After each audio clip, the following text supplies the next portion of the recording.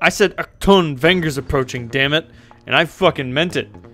You best be certain. That's right, we're playing a game that you might have heard of, might not have heard of. It's had a bit of a resurgence, for which I am dubiously grateful, because now I have to play it. So, you know, that's a thing. Alright, this is Vangers. It's weird. Let's just get into it. Prehistory, human expansion. At the end of the 20th century, the unification of scientific and esoteric knowledge, which had long been separate and antagonistic, occurred. This was initiated by certain human spirits who achieved transcendental contact with powers resembling an infinite mind. The infinite mind had long been foretold and anticipated by some, denied to exist by others. The time was right, and the information gained from the contact, the theoretical principles of which were completely unknown, could be used successfully in real life. The technology that had the most drastic impact on human evolution was the permanent tunneling of space, the creation of so-called passages, which enabled travel to alien worlds, humanity's age-old dream of traveling to the stars. A cosmological model of the universe with its planets, stars, and galaxies became unnecessary. The passages opened ways into zones whose formation was completely unrelated to the scientific concept of metagalaxy. Building and activating a passage required enormous amounts of energy, and its destination point was nearly impossible to predict. After activation, a passage became virtually autonomous, simply connecting the two worlds. Humankind rushed headlong to the new worlds, exploring and colonizing, unthinking and heedless of any consequence. While the finest minds assimilated knowledge from the new worlds, others bent on conquest rushed forth with vehicles of mass destruction. These explorers were uncaring of the philosophical aspects of contact with others. Civilizations. Secure in the knowledge of their superior intellect, humans expanded and conquered new worlds for 100 years. The entire human culture was significantly distorted under the impact of the rapidly growing chain of worlds. Without ever completing the reconnaissance and development of one world, the explorers would start building a new passage to the next. Fortunately, only a minority of the new worlds became part of the chain, since the environment of many of them was extremely hostile to humans. Inevitably, the explorers' disregard and conceit reaped their just rewards. First contact. The Crispo were entirely unfamiliar, nothing like the ugly little humanoids flying UFOs of the 20th century imagery. The collective mind of the Crispo colony was totally unintelligible to the humans with their individual psyches.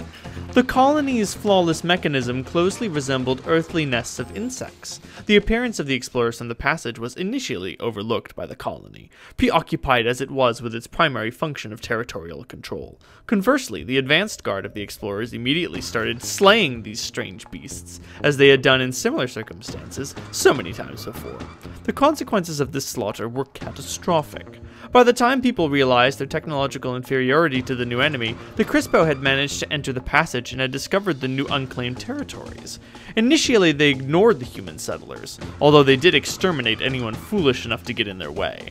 Disunited and defenseless, the settlers managed to seal off major cities, leaving the rest of the world to the Crispo. Events progressed rapidly, and the passage to Earth was destroyed, leaving millions of the Softie, as they were later to be known, owing to their physical helplessness, isolated with the Crispo. Soon, the Crispo sprang a new surprise. The human body served extremely well as biomass for their larvae. Alright, let's hit the road. Welcome back, poor pill garlic. We thought you were completely dead. Have to give another one away. You know how it happens. Yesterday you were a dapper little caterpillar without a care in the world, and now you're climbing into your mechos and going up from our warmth up there to plow the roads on Fostral, scaring everyone you meet into ditches. I see you're too dumb to listen to me. What are you worth, you worthless piece of trash? Listen and remember. Oh, I should reveal the full sight of this creature. That's just its face. You can see the rest of it, but not do anything else. You can also paint. Listen and remember, as you'll understand this later if you survive, of course. I'm Lefebvre, the Counselor of Podish, an S-cave on Fostral, which is what we call our world. And you're a clod of mucus cast away from the pods. Your fate is clear. You'll take your rattletrap and be thrown out. That's the law. Hope your fate won't make you wait. It's excruciating living off the pod. I've seen a lot of jerks like you, yet I still sympathize with you. They blinked innocently just like you, not knowing who they were, where they were from, or where they should go. Alright, as a matter of routine, I must tell you about the anatomy of the universe. Now, listen. Don't be afraid, there's no need to know too much. I used to give lengthy lessons about bunches, the chain, the underground larvae, about stupid bee rats that live on glorks. I'd explain what Rafa is, about Kuzawaks. Yes, I see it's all for nothing. You look at me like E.T. trying to understand the message. At your wit's end? You haven't seen life inside or outside. So I'll do this the easy way. I'll give you a mission without splitting hairs. Fostral is big, and we're on the bottom. Our Ez cave is here. Far up is Incubator, the holy place, which is where we send our tasty Nimbos to prolong the Illipod race. Remember our bios. It's superior to all the other creatures in the chain. And now remember the main thing. You're on your own from this moment on. No one to lead, feed, lick, or cuddle you. You're a maverick, your own master and servant. No one will give a pinch of cert for your mistakes. Your choice is Mekos, an ancient machine you'll own and die in. For there are quite a lot of you, knights of the road, who comb the worlds for gain and kill each other for chicken feed. Vangers are beasts. We Illipods are kind to you, but only somewhat. We don't give a crap about your destiny, and you're free to do whatever you please, but remember, if you want to survive, you'd better listen to us, shrimp. Only by serving Potish will you get everything from fast Mekos to secret knowledge. Here is your first mission. Get some secret Nimbos from here and take it to the other end of Fostral, into Sultry Incubator. My finger is waiting there. He'll tell you more if you survive in the jungles of Fostral. Farewell, kiddo, and good luck. Bring me some Kuzawaks.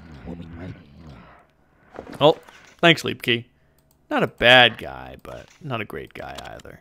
So Nimbos cost... the currency is beebs. They're these little bugs. Don't worry about them. We got a fine weapon, which is basically all we can afford, and we got some stuff. Costs 1 beeb. But we can sell it back for 1. It costs us 50. Here are some sweet weapons that we can't afford. Ammunition for them. Here are some sweet vehicles that we also can't afford. Oh, man. Look at these things. Don't they look so cool? Oh, except those ones. Those ones look kind of crappy. Oh. Huh.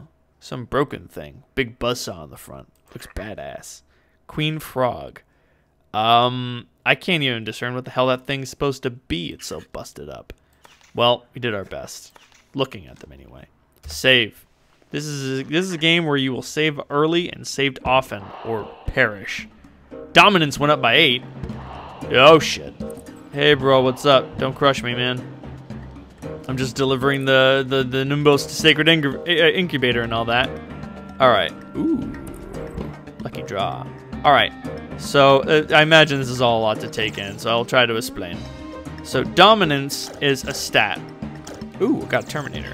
Alright, so Dominance is a stat. It influences how other Vangers treat us. The higher our Dominance, the less likely they are to start a fight. Unless, of course, they want to pick on the king of the hill. But that doesn't really matter. If you've got a high Dominance, you can knock them around. You gain Dominance by getting new weapons. New weapons. Getting an old weapon doesn't count. And yeah, that's Dominance. This is a hideout. This is where you can find stuff that other people have left behind. Their loss is your gain. You get these bugs around here. They are beebs. They're the currency of the realm. See, we ran over that beeb. Got 100 beebs. It's a shiny beeb. It's a useful beeb. I was able to jump. Every vehicle, Mekos, in this game is equipped with a rocket, jump jets. And you can use those to jump around, but they drain your shield energy. So you don't want to use them to attack too often. That'll get you in trouble. It's very dangerous. There's a glowing thing in that hideout. I happen to know where the entrance to that hideout is, if I could get out of this ditch. Yeah, off-roading in this game is a real crapshoot. There's no telling if it will benefit you or not, really. Best to stick to the road, damn it. Also, killing other Vangers will increase your Dominance, but that's not always a good thing. Who am I kidding? Yes, it is. Get in there. Nice. Nice. Picked up the thing. What is that? It's a Gluek. A Gluek restores a part of your armor. More importantly than that, it's very valuable. It's more valuable to us to sell than it is to repair our armor. I'm not sure if it repairs a fixed amount or a percentage or maybe both. I don't really know. Anything in here? No. For the most part, hideouts will be largely empty, due in small part to our low luck score. Our luck score is only 15. That is, oh geez, that's not great. But, you know, everybody started somewhere. Oh, wait a minute. Let me, camera. Okay, I already got that activated. Yeah, you should see the control scheme for this game is not necessarily intuitive, nor do I believe it's meant to be. I've got one hand on the arrow keys because that's how I move. I've got one hand hovering over left control because that's how I fire shots. Ooh, looks like somebody dropped something. If you deal enough damage to an enemy, they will eventually drop their cargo. Not to their armor, their shields. If you do too much damage to their armor, they just die, and they can just not drop their shit, which is bad. You want that loot, unless you don't care. Sometimes you... oh, nice. Good haul. Sometimes the increase to dominance is a reward all into its own. Oh, damn it. Now turn around. Turn around. Yeah! Back on the road. Also, I got one eye on the road and another eye in my mini-map, because if some guy... oh, shit. This guy, for instance, if he catches me on the road, he'll fucking murder me. He doesn't give a shit. You may have noticed that his icon was glowing red instead of the normal green color for other green cars. He is participating in a holy race. As such, he's doing something important. He also has a very special prize. We could try to kill him and take it, but we're the small fry, so let's not, you know, let's not step on any toes just yet. Alright, we have completed our delivery to Incubator. Aha, another green Vanger. Get lost up there, you naughty rambler. Okay, okay, you're a victim of fate already. I'm glad you got here and didn't drown or encounter your friends. Let's meet. In case you keep your body and soul together for a little while, I'm Finger. Lefebvre is my host. I'm in this pod. This is what Finger looks like. Ah, no longer may we dig. No longer may we paint. Now we can dig. You can dig during certain cycles. You may have noticed the chime up above and the color of the earth changed. That was the cycle changing. Different cycles mean different things. This is the time of the holy race, but we're not permitted to do that yet. I'm Finger. Lefebvre is my host. I'm in his pod. Well, you're too young to understand this, but remember one thing. I don't really exist. Finger is simply a function of the pod. All my thoughts are his thoughts. For example, if I'm scratching myself, he is scratching himself too. The host, Lefebvre to you, knows everything about me, and even more. Actually, I am him to some extent. Pods are the base of Elipod life. We're so comfortable that I feel embarrassed for you that you're all alone. Being outside is frightening. Every time I give you an E-leech, I beg him to leave the baby in potish and not to part my nursling from the Elipod bunch, but alas. Alright, enough of that chit-chat. It's time for you to go up. Incubator is not your home. Hope you now understand Fostral's formation. It will be able to easily make your way down to potish. Your task is to get some phlegma into your mechos, as we need it in potish. You can get phlegma in the shop to the left of me. We'll pay for the delivery. Now, get to your strange world. Your choice of cargo is a good one, Wheelman. You have a bright future. Nimbos is what the Elipods need here in wonderful Incubator. That's all, Fitter. Leave me alone. I'm busy. Alright, we bought it for 51, sold it for 200. Not a mad profit, but whatever. And we can sell these Gluix for 500. They're much more useful to us in liquid currency than they are in anything else. You can right-click here to get a description. Phlegma is a jar of mucus. Rumors say there's a whole flood of this stuff in Incubator. To avoid suffocating, the inhabitants need somebody to cart it away all the time. Stinks like hell. After carrying it, your mechos needs a good cleaning. Nimbos. This is where greenhorns are in their first beeps. It comes from old Elipods and is wet, slimy, and disgusting, but some apparently love it. The Minslot Makhatin gun. Makhatin. It's a machine gun, fires quick. It shapes bullets on the fly from soil and uses water to turn them into actual bullets. This Terminator is a variant of a Crispo combat insect mechanism that follows an acquired target underground after their irrevocable activation. Requires no additional devices, completely autonomous. It doesn't do a lot of damage, but it'll knock your opponent up, disorienting them a little bit. I find it better to sell. Right, the Speedle system requires bullets, or rockets, whereas others don't. And the Boltoon packs deal 200 damage, and they get fired by a Crustess cannon, which is, oh good lord, it doesn't do a lot of damage. Oh goodness gracious, it's a mean one, those Crustess cannons. We're gonna save a lot because a lot of things can screw you up. We might just go up there and get hit by a truck and die. Seriously, it's happened to me. It's embarrassing. I think I see some loot in that hideout, and I know just how to access it.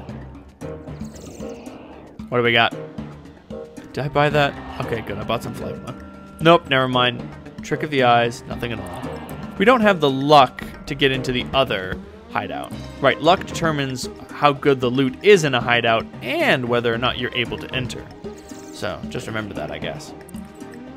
No, forget it. Why? Who cares? Ooh, there's some thingies. Give me the thingies.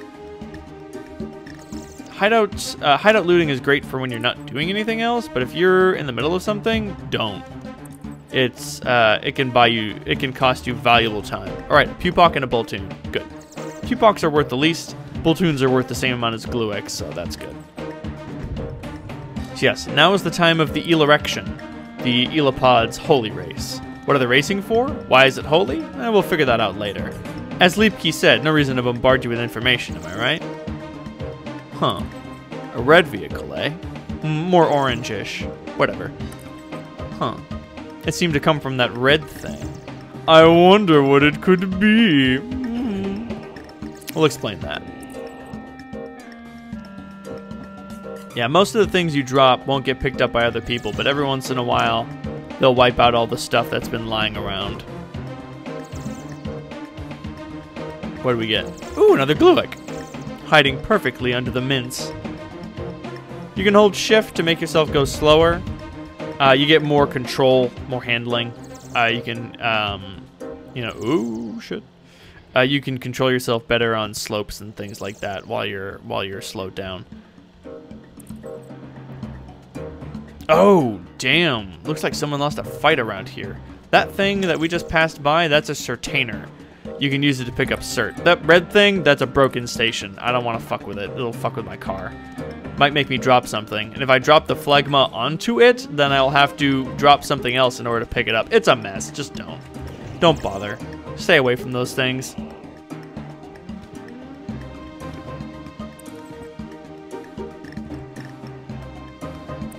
Wow, nothing. Well, shit. I overshot that. Oh, God. Oh, no. Come on now. Come on, baby. Come on. Nice.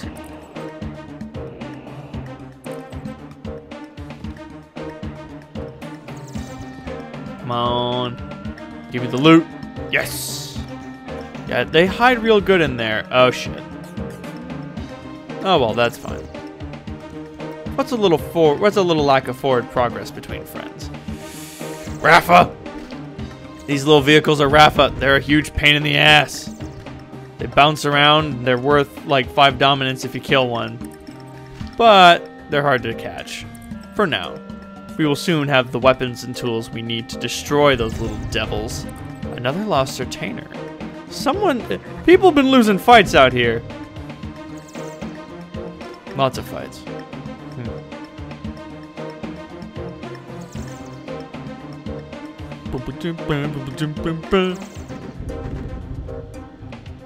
And as the music fades out, it fades back in. You son of a bitch. Those things I'm shooting are called stink horns. Oh, wow. Lots of stuff in here. Let me just see if, can I just get a leg up on the pile? No. They're called stink horns. The stink horns on Fostral, that's this world. Gonna toss out all these Pupocs. Don't need them. The stink horns here on Fostral only explode when you shoot them. But my God. Oh, are you kidding me? Did I? Ah, crap. I think I dropped that Gluex up there. Eh, whatever. Picking up that other stuff was worth dropping the Pupoc, strangely enough. Oh no! Yeah, your dominance goes down when you fuck around. Actually, it just goes down over time, but I blame myself. Back to Podish. Dominance +2 for a successful delivery. I see our talks are not in vain, Vanger. You brought us phlegma. We elopods like to wallow in it. I have nothing to say, Fitter. Leave me alone. I'm busy. Let's dig around, see if we can find something good. No, sadly. Lefebvre keeps a secret treasure hidden here. I wouldn't want to pick it up. Not now. Oh god, there it is. That thing is called the Lefebvre. It gives you plus 50 luck. Lefebvre likes his Lefebvre. He will kill you for it. If you take it, he will send an assassin after you, who will do everything in its power to hunt you down. Alright, anything interesting that I might be able to afford? Not. Oh, Piercerator. Here we go. This is what I'm looking for. This klutz has long been a symbol of successful commerce. Who hasn't heard of the mother of beebs before? Sounds incredible. Whenever you stop, the beebs start swarming around this thing like it was smeared with honey. Those beasts just adore their mother, and that's not a fluke. All the Vangers who have tried this vehicle say its pilots are never short on beebs. Unfortunately, it costs about twice as much as we can afford right now. But look at all of the space in its cargo hold. We could hold some serious stuff in here. We could carry like 2 whole things of Nimbos. Let's say. Alright, that'll do for this first episode of Vangers. If you liked what you like, if you want to continue the adventure, please hit subscribe. If you think that what I do is really keen, you can send me a couple bucks monthly on Patreon. I can use that money to do fantastic, amazing things like make more videos, start streaming, hire an artist, do cool shit, and do the coolest thing I can think of. Play this wacky fucking game. But until then, good night, everyone.